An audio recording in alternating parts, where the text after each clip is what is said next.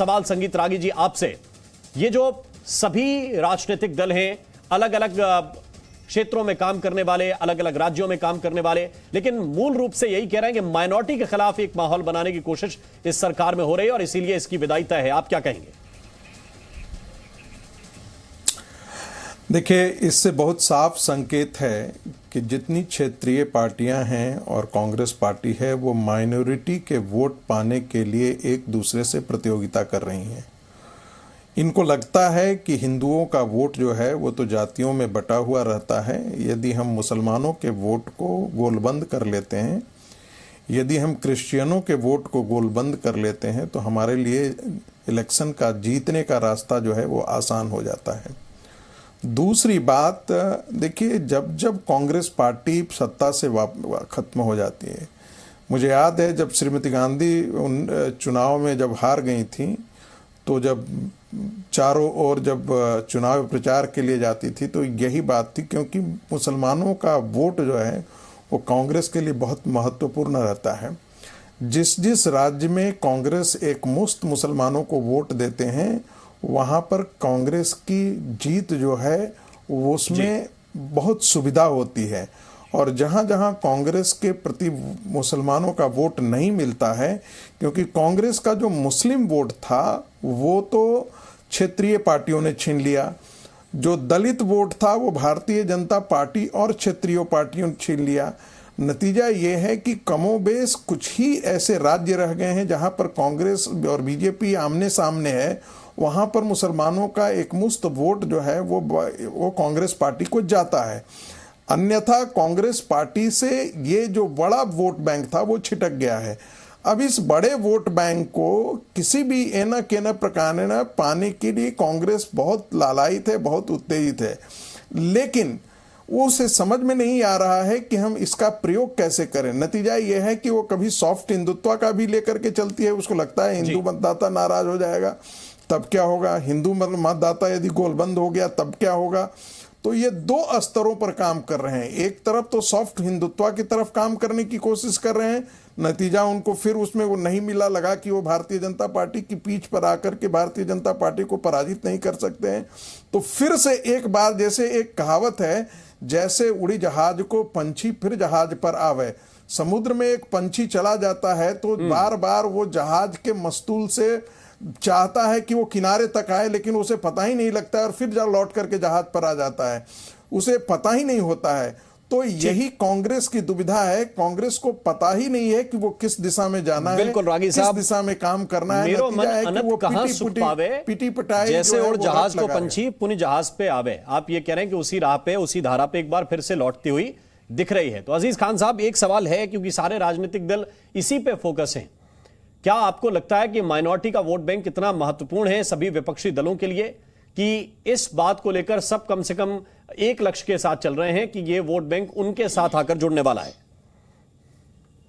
देखिए राम मोहन जी, ऐसा है कि सवाल माइनॉरिटी का नहीं है कि उसको लोग क्या कह रहे हैं और मकसद लोगों का क्या है कि उसको जोड़ने का। जी, सबसे पहली बात तो यह है कि आज जो हालात है, पिछले 9 साल हो गए केंद्र में बीजेपी को, आपने देखा कि इसी माइनॉरिटी के लिए बड़े बड़े वायदे किए थे माननीय मोदी जी ने।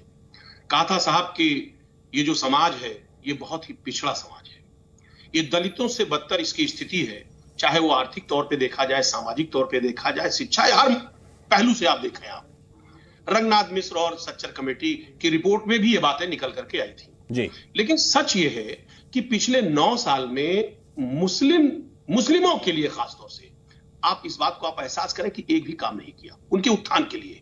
ना तो किसी तरीके का कोई आरक्षण का व्यवस्था किया, ना ही उनके पढ़ाई की व्यवस्था की। इन्होंने कहा साहब बेटियों को मैं सम्मान दिला रहा हूं, 3 तलाक से मुक्ति दिला रहा हूं। साहब आप 3 तलाक की बात तो करते हैं, लेकिन वही बेटियां जो हमारी अनपढ़ है उनके पढ़ाने की कोई व्यवस्था आप नहीं कर रहे, उनके नौकरी की कोई व्यवस्था नहीं कर रहे। अलग से व्यवस्था करनी पड़ेगी क्या अजीज साहब? भाई, जिस संविधान के तहत हिंदुओं के बच्चे पढ़ रहे हैं, क्रिश्चियन के बच्चे पढ़ रहे हैं, नहीं अजीज साहब आपको बताना तो पड़ेगा ना, उसको इसको एलेबरेट करना पड़ेगा। मैं तो कह रहा हूं और गहराई में जाके बताइए कि जिस संविधान के तहत और व्यवस्था के तहत स्कूलों में, कॉलेजों में हिंदुओं के बच्चे, क्रिश्चियन के बच्चे, सिखों के बच्चे पढ़ रहे हैं, मुसलमानों के लिए कोई अतिरिक्त आपको व्यवस्था चाहिए कि नहीं पढ़ने दे रहे हैं उनको? नहीं, सुनिए, अरे भाई मैं आ रहा हूं उसी पे। देखिए, सिर्फ एक नकली चेहरा आजकल चल रहा है पसमानदा मुसलमान, मैं उनके साथ ये करूं, भाई किसी के साथ आप कुछ नहीं कर रहे हैं। आप क्या कर रहे हैं? ना आप दलितों के साथ कर रहे हैं, ना पिछड़ों के साथ कर रहे हैं, और ना मुसलमानों के साथ कर रहे हैं। मैं खुल की बात कर रहा हूं, इसलिए क्योंकि आपका मकसद इनके उत्थान के लिए नहीं है। आप अगर उत्थान के लिए होता तो आज आप बिल्किस बानो का केस गुजरात में हुआ, क्या स्थिति पैदा की, किस तरीके से आरोपियों को आपने किस तरीके से फूलमाला पहनाया और कैसे कैसे स्वागत किया। झारखंड में इनके मंत्री ने क्या स्थिति पैदा की, सब आरोपियों को मेरा ऑब्जेक्शन है इस बात पे। प्लीज प्लीज प्लीज प्लीज, मैं आ रहा हूं आरोप लगा रहे हैं सिंह साहब, मैं आपके पास आ रहा हूं और आप जवाब दीजिएगा उस बात का। जी जी, माला पहनाई हो। अरे भाई सिंह साहब रुकिए, कठुआ में क्या रहा? आपके मंत्रियों ने रैली तक निकाली है, समर्थन में जो रैली, सुनिए, ठीक है। अरे भाई प्लीज, आप सिंह साहब मैं आ रहा हूं, बस 30 से बोलो, 30 ये कोई तरीका है? जी, मैं सिर्फ ये कहना चाह रहा हूं, आप एनसीआरबी का आंकड़ा ले ले, कोई भी आंकड़ा ले ले, दलितों के ऊपर, मुस्लिमों के ऊपर, पिछड़ों के ऊपर सबसे ज्यादा अत्याचार हुआ है। आज देखिए पूरे देश में हाहाकार है। कहने का मकसद है ना कानून व्यवस्था है, ना उनकी किसी तरीके की कोई सुरक्षा है, ना संरक्षा है। दावे बड़े बड़े हैं, ठीक है, दावे बड़े बड़े हैं। मैं आऊंगा इस पर, आपके पास कुछ सवाल है, लेकिन उससे पहले बीजेपी के प्रवक्ता आरपी सिंह हमारे साथ हैं। सिंह साहब आपका स्वागत है और आप जवाब देना चाह रहे हैं। सिंह साहब बोलिए। नहीं, पहली बात तो इनको जानकारी दे दूं कि इस सरकार ने जो सबसे पहला फैसला किया था आने के बाद 5 करोड़ बच्चों के लिए, माइनॉरिटीज के बच्चों के लिए वजीफा जारी किया था। आपने कहा बच्चों की चिंता नहीं करी।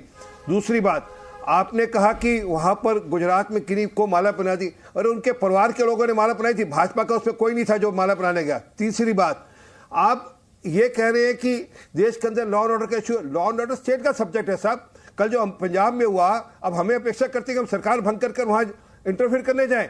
उनका काम है वहां पर चिंता करने की, लॉ एंड ऑर्डर मेंटेन करने की, उनकी चिंता है, वो स्टेट सब्जेक्ट है, स्टेट उनकी चिंता करे। अभी जो राजस्थान में हुआ उसकी चिंता कौन करेगा? उसकी चिंता राजस्थान सरकार करेगी। कोई रोक रहा है उनको करने से, रोको तो बताइए आप। परंतु क्योंकि एक डुगडुगी बजानी है, और आपने कहा क्या किया, मैं आज आपको जानकारी देता हूं।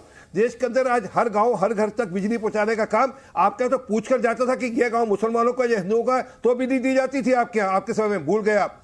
आज देश के अंदर हम सबसे निचली इकॉनमी थे, आज दुनिया की 5वें नंबर की इकॉनमी हो गई है, दुनिया की 5वें नंबर की इकॉनमी। और जिस दिशा में जा रहे हैं दुनिया सारी हमारी तरफ देख रही है। आज देश के अंदर 50 करोड़ लोगों को आयुष्मान भारत के अंतर्गत लाभ मिल रहा है, स्कीम के अंतर्गत। आज देश के अंदर 3 करोड़ बहनों को सिर पर छत दी गई है। आज देश के अंदर 11 करोड़ किसानों को समान निधि दी जाती है। आप किसकी बात करें सर? आप कुछ बात करिए ढंग से, किस सर अलग अलग आरोप लगाना है कि नहीं लॉ एंड ऑर्डर ठीक नहीं। भाई आप पकड़ो, जिस राज्य में ठीक नहीं उस राज्य की बात करेंगे।